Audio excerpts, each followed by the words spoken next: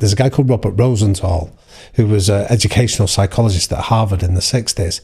And he had this idea that when he was a kid, he'd done experiments with rats and got people to sort of like how they treated the rats meant how quickly they navigated their way through mazes.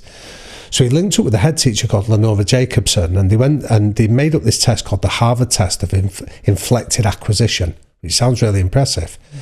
They tested kids and then they took it to the teachers and they went, there's certain kids in here that we've seen are what we call late bloomers, that they've got this real rich potential. And we think that if they're given the right environment, their potential can blossom. They went and did it. They then studied it for a year. And then what they found is the kids that identified in this test of inflected acquisition outstripped every kid on every measure you could think of, like academic, short-term health and well-being, things like that. And it was only after the year was up, they revealed they'd made the whole thing up. So it's what's called the Pygmalion effect, where because on what they did show was that when the teachers thought they were dealing with exceptional talent, they treated them differently. Yeah. So I'd almost seen that.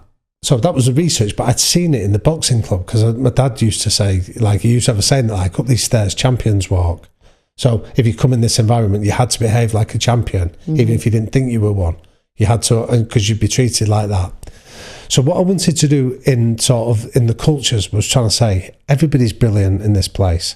And even if you don't think you are, we're going to shine a light on the brilliance to demonstrate it, so then people start to act up to it rather than act that. So the opposite of the Pygmalion effect is called the golem effect, where if you think you're rubbish, you behave like you're rubbish.